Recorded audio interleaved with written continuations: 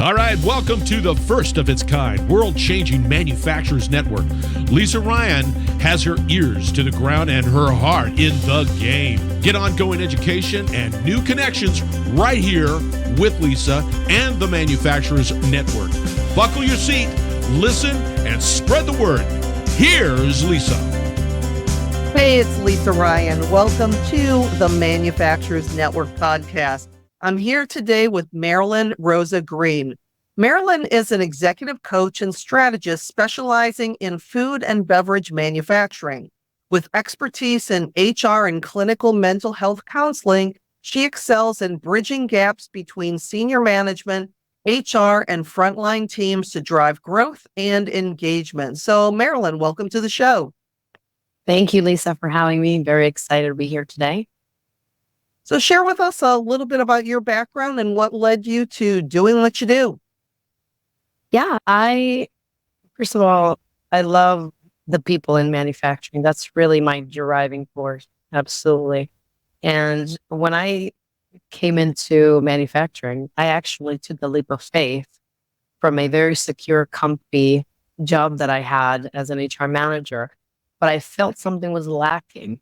And so I came into manufacturing, really taking a leap of faith and wanting something different, wanting a challenge and something more dynamic. And I definitely found it. And so I got a job. I say leap of faith because it was a new industry for me. And it was very exciting. It was a company that had been newly acquired and had plans for expansion. And I had no experience with that at the time. And that was the very beginning of me being involved in other expansion planning, being part of a team within HR, really being in the trenches and learning the ins and outs of employee conflict, of what happens with culture when there's business growth, and how do you implement the use of new equipment and fight that resistance of change. And so I really learned all these integral parts of what has become part of my consulting business now. And so that is really my background. That start in manufacturing really built that interest in me and getting to know the people and helping them and figuring out how to get through all these changes and growth and be successful and in executing strategy. And then one opportunity led to the other. And I was known as the bilingual HR lady that was experienced in expansion planning. And so it just went from there, from one organization to the other. And I decided to go full time as a consultant and a coach. It's always interesting because you see that with so many manufacturing companies either being purchased by others or being handed down within families or merged together. When you have those two cultures or two different philosophies coming together, it can lead to some really interesting challenges, to say the least, as it sounds like you've discovered. Yeah, absolutely. No, I have a background in psychology and counseling, clinical mental health counseling. And of course, I'm naturally drawn to the behavior of people and the behavior behind the organization. And so absolutely seeing the team dynamics between the old, the new, the senior, the front lines, all these things are really interesting to see. And I've listened to some of your other episodes, and definitely there's a theme here that comes up quite a bit in manufacturing, and it's team dynamic. It's building trust. It's building relationships, and it's all about the people. And as much as I love systems and processes and structures and all that stuff is great, and I do a lot of work in that, but it comes down to the people and getting to know them and how to support them so that they can support the organization. Well, and it's such an important conversation to have. One of the things that I know we're going to focus on today is empathy in leadership and how important that is. A lot of people are still looking at it as a soft skill, which as there ain't nothing soft about. But that's what leads to it. But also with your background in mental health counseling, I think that it's so important in the times that we live in today, in a post-pandemic workplace, where people are struggling in a lot of cases with their mental health, to really create the type of workplace culture where it's not awkward to talk about that, to understand that back in the day, we always made fun of what we said was a quote unquote mental health day. We just took off because I'm not feeling well today, type of thing. And now it's so important that you realize that, especially those frontline workers, have a lot on their plate, dealing with a lot of different issues, family, I tell you physical, what, workplace. Yeah. I can tell you so many stories, but one story that comes to mind was this female operator, machine operator, who had recently come back to work from maternity, and she was breastfeeding, and of course she didn't have her baby in the factory, but she was taking breaks to release her milk, and there was a pushback of how long she was taking.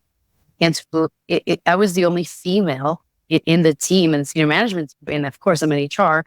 They're pushing me to have a conversation about productivity with her, and I felt very conflicted at the time. And back then I wasn't a mom, but I still had that as a human being, first of all, but also as a woman. And anyways, it was really difficult, and I had to put my foot down. And that was one of the deciding moments for me, that I need to do something to help leaders in organizations see that this is not okay. We can't try to rush someone to do this, because they're trying to breastfeed their kid. They're trying to collect this milk to bring back after 10 hours of work. You know what I mean? So it was just one moment that really stood out to me.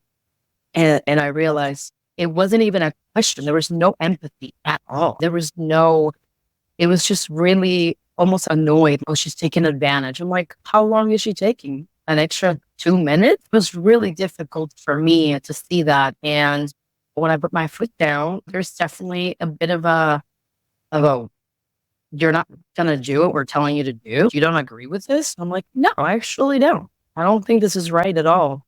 And when you talked about understanding empathy, I honestly don't think that enough people that have as much authority as they do really understand what empathy is and how it can actually be leveraged to increase productivity.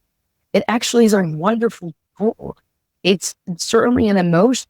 When I coach it, I look at it as, and I teach it as a quality, as a skill, and something that can be trained. And it is definitely an art to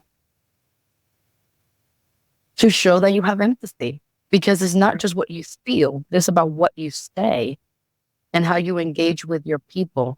And when they need you the most, that is when you have to be the most empathetic. Even if you think it's going to take an extra 5 minutes or a little bit more effort in your part to be vulnerable, it is absolutely crucial, because when they are wanting to collect milk for their baby, or lots of people that they love and they pass away. I've seen lots of employees, frontliners, having to travel to their country of origin for a funeral, or a parent is sick. And that is when, as a leader, you have to really show up for your people and say, what do you need?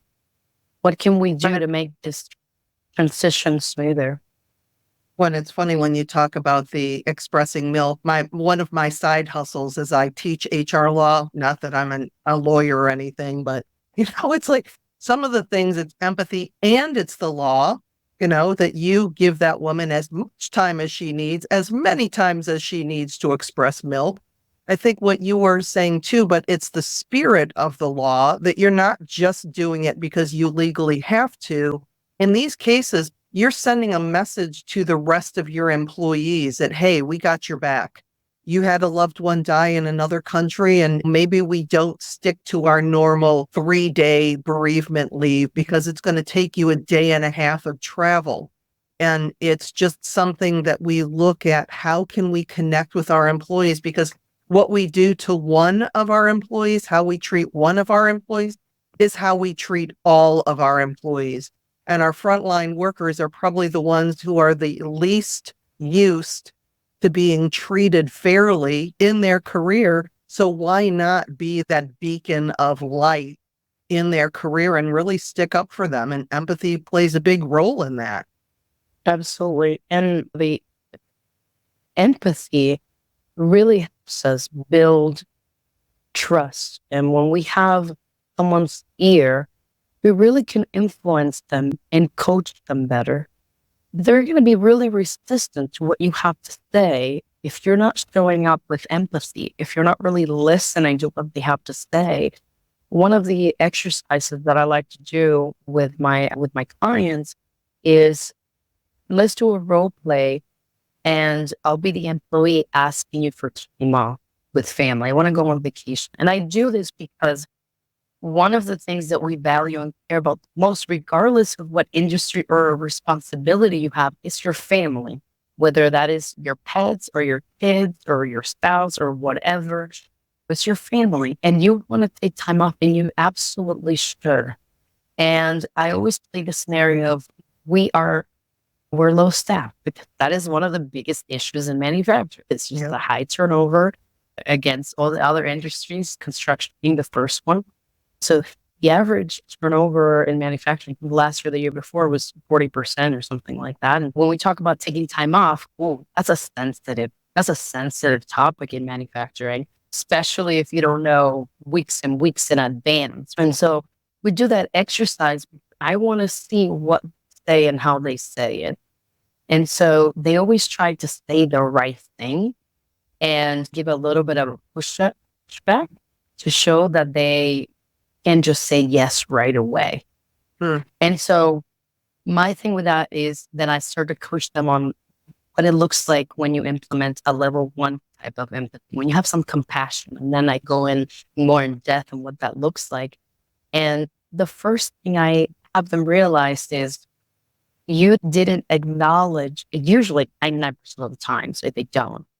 You didn't acknowledge they wanted to spend time with their family. You didn't comment on that. You didn't even say, hey, that's great that you want to spend time with family. You guys, do you have any plans for where you're going? Or do you have a date yet? Or, oh, how exciting. Or if you know about their son's obsession with collecting rocks or something, or stones or something, say something that resonates with them when they're asking, when they're reaching out for help and they want to take time off.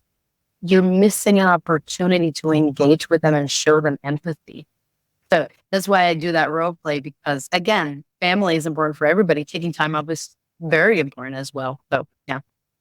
Yeah. And why isn't it okay to say yes right away? It's almost like you get into that management mode. And I know in a lot of my programs, and I tell my audience, yes, there's a certain percentage of your people who are going to take advantage of you. 3 to 5% of them, no matter what you say, no matter what you do, they're going to try to work the system. They're going to try to, take advantage of it. But unfortunately, we treat the other 97% of our employees, our hardworking, honest employees, as if they're going to take advantage. What if we just erred on the side of where you're coming from, empathy, where we just treated everybody, knowing that, yes, there's going to be some people that take advantage of us, but if we err on the side of empathy to that 95 to 97% of our employees who are good, hardworking, honest, loyal people, and will become even more so if we treat them that way. Absolutely. I think that, and now I'm going to show up with some empathy for the frontline leaders as well, is that they've been wrong, right? They've been wrong because they weren't coached. A lot of the clients that I coach that are frontline leaders, they were brought up within the company. A lot of times I'm the first formal coach in leadership coaching. And so I have to understand that they are doing what they learned to do, what they thought it was right. And so we have to reprogram that. And I don't think, honestly, I really want to believe that it's not on purpose. It's not intentional to do that. And they actually want to be treated with that level of empathy. But they really thought that rolling up your sleeves and being tough, the guy in charge, I'm going to say guy because it's very male dominated, but not anymore, actually. Not anymore. Maybe when I started, but not anymore. so much. But anyways, that is what you had to do. And it's been like that. So that's how we're going to be. But that's not working. It's not No. working. And now when we have lots of research that shows us that it's the opposite. And so it's really interesting when I do these talks and trainings and things like that. I say, okay, yes, that they need to show up with more empathy, but let's be empathetic to them and realize that we're putting so much pressure on these frontline leaders. Some of the supervisors that I work with are on the verge of burnout. Gosh, they don't take a day off. These are hardworking people, and I have so much admiration for them. And they're working really hard, and they're doing what they think they're supposed to do to be able to drive competitive advantage and to meet those goals, those production goals. And they're just hard at it. So hard that they built this literal exterior. I'm saying literal because you can just feel it in the air. It's so thick that they forgot that you can be human at work. And it's one of those things that how many times are they promoting their best hourly production person to a supervisor with no training, just assuming that they're going to know what they do. And then it's like watching a past episode of Undercover Boss. You see what no training leads to. And the other thing you reference is the amount of time that people put in. It's setting that example. If you're telling your people to use their vacation time and take time for themselves and go out on a break and walk around the parking lot or something to get some exercise and fresh air, you as a leader need to do the same thing. If you are being empathetic to your people, it's okay to also be empathetic and vulnerable for yourself so that you can set that example for them. Yeah, 100%. That's what it all starts. It starts with self-awareness. Where are you at in your self-care? And I don't actually use self-care a lot with my clients because they're like, oh, self-care, that's a spa day or whatever. I call it self-compassion. Self-compassion. You give yourself grace. How are you re-energized? They like the word re-energizing a little bit better. They receive that a little bit better because they're like, oh, energy, I need energy. And it's going to come from a monster drink. Exactly. What are we eating? How are we nurturing our bodies and our mind? What are we consuming for our brain and our bodies and our emotional state as well? And that's when I can really come from this whole holistic approach. It's a lot of different things to be able to take care of your team. You have to take care of yourself first. If you're not giving yourself any grace, how are you going to truly be empathetic to other people? That's not very possible. That's hard to do. Exactly. And it's interesting. Let's talk about mental health because you've been doing this for a while before and after the pandemic. And so what are you seeing as far as that urgent need? What's changed and why is it so critical today to address mental health, to improve team dynamics, employee engagement, all of that in the manufacturing area? Absolutely. That is the first thing is that now we're opening the door to the conversation. So that's really exciting because I think we're seen as two different things. There's actually a bit of an issue with, say, addiction, substance abuse. In manufacturing, a lot of manufacturers do test, some don't. But the way that we plan and help our employees sometimes, I understand we have to use caution and there's a liability concern, but we're so reactive. We're so reactive to all of these mental health issues and needs. And so what's going to be really critical to changing the conversation is being proactive, is how can we be open to talk about this and help employees and support the culture that we are really trying to build here. And based on the strategy and that vision we have, how do we do that and incorporate mental health? But see, we're not really asking that question because we see mental health as a separate thing, as an issue that comes after something happened. And I don't think that's necessarily beneficial. I think we have to look at it from a place of it's within us. All of us have emotions. We have feelings. I know feelings.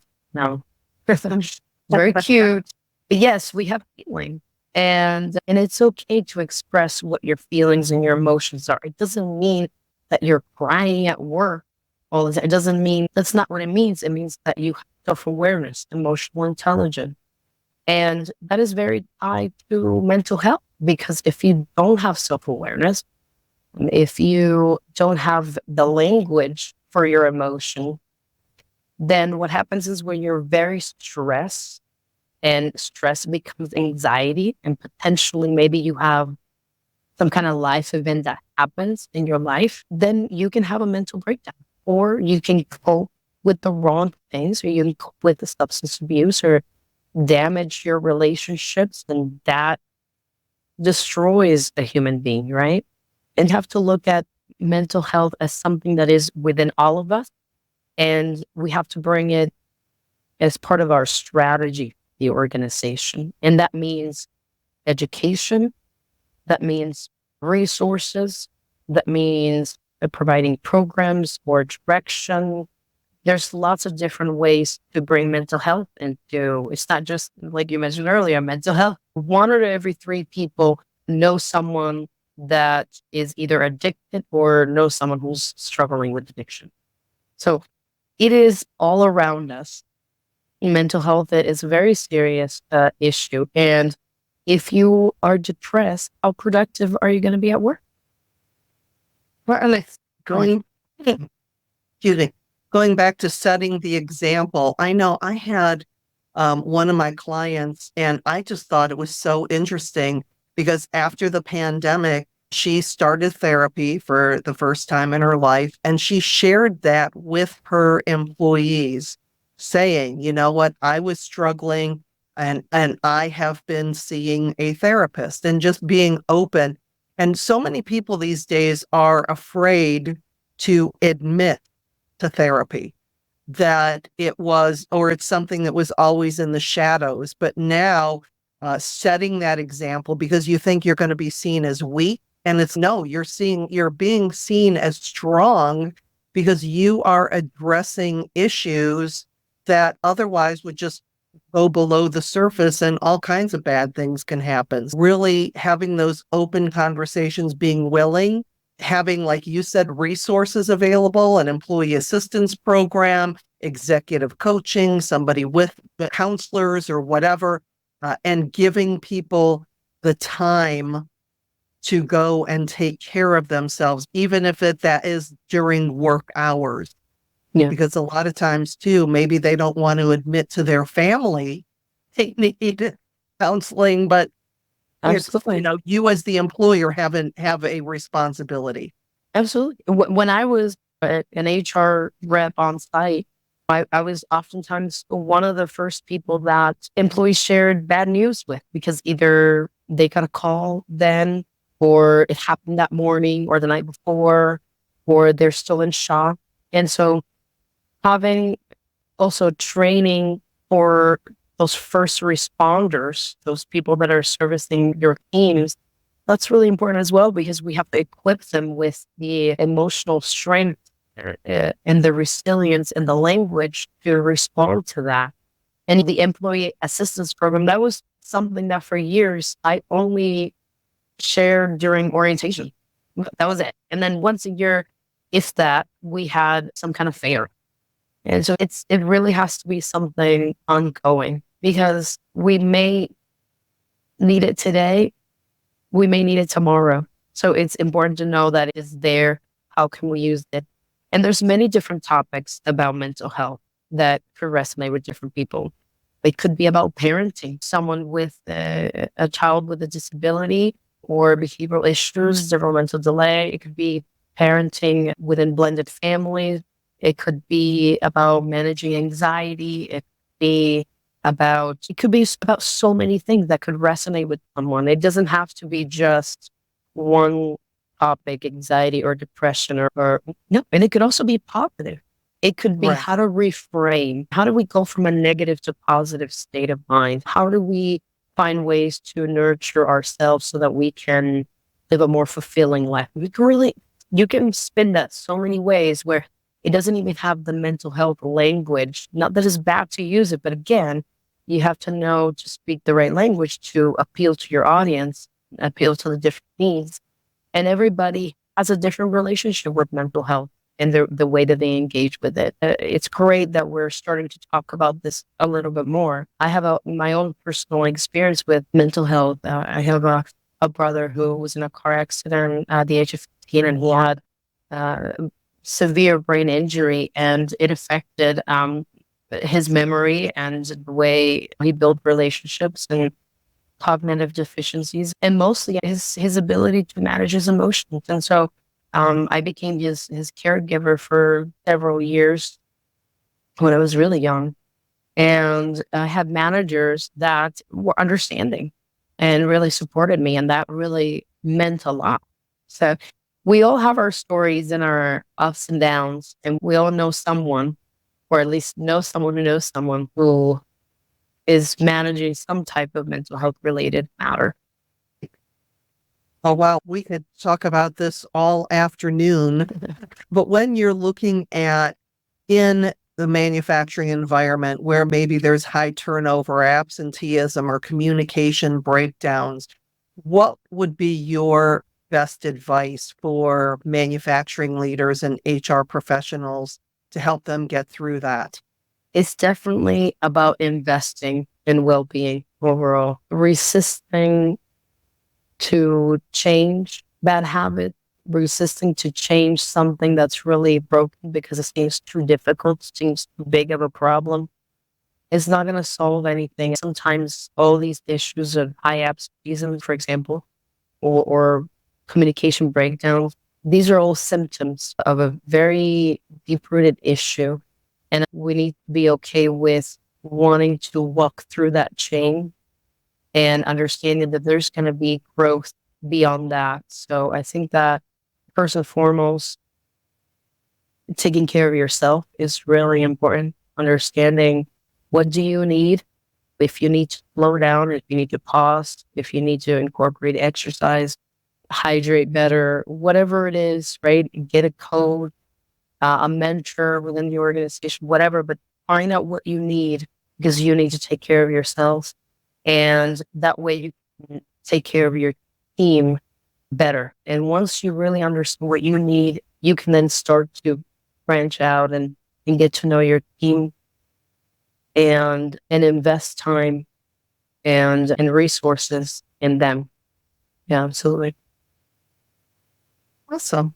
So when it boils down to it, what are the practical steps that leaders can take to foster better communication or stronger relationships with their team? What are the what, Sylvia? Practical steps that leaders can take in fostering better communication. How do they get started with all of this, building those relationships where maybe there wasn't that much trust and they're starting from scratch? Everybody's going to be at a different step in their journey. With that, it really depends. But I'm going to go back to the self-awareness. You have to have those conversations and understand how much do they know about leadership and about their responsibility as leaders. And that really comes down to breaking it down to what are their core values they believe in, what's their motivation, what do they believe in. Finding common ground with your people is really important in building that relationship with them. And it doesn't sound perhaps very practical, but it is really about gathering information, if you want to look at it from that point of view, and then finding consistent ways of having those conversations. Because say one quarterly performance review or once a year, it just isn't enough to talk about what's going on with you, the team, how can we work together and problem solving. So really finding a rhythm to be consistent and constant in how and when you communicate with your team. And that will make it, that'll vary depending on the size. I have clients that have 100 employees, when you're a line manager, supervisor, your team it will really depend. But if I'm speaking to my executives, you can make the time. It seems impossible, but there are ways that you can be consistent and constant about communicating with your team, and you can still be able to do your work and show up for meetings and do all the things you have to do. But I think that starting with having that openness and having those conversations, and then being consistent and constant about the communication. And then the third thing is to show up. Whichever level you're at, you have to show up on the floor. You have to be visible, and you have to be collaborative. You have to engage your team in conversation. Awesome. If people would like to continue the conversation with you, what's the best way for them to learn more about your services and connect with you? Yeah, I think the best way would be to find me on LinkedIn. DM me and let me know that you me on this podcast, and I'd love to connect. All right. Well, Marilyn, it has been a pleasure having you on the show today. Thanks so much for joining me. Thank you, Lisa. I'm Lisa Ryan, and this is the Manufacturers Network Podcast. We'll see you next time. Thanks for listening to the Manufacturers Network Podcast. Do me a favor and share this podcast with your friends and colleagues so we can grow this network and connect more fantastic folks just like you. You can either send your buddies to the website at manufacturers-network.com or share the Manufacturers Network podcast on your LinkedIn, Facebook, Twitter, Instagram, or wherever you and your industry friends hang out. The bigger and faster we grow the network, the stronger and deeper the community we'll all have. Thanks again, and I appreciate you.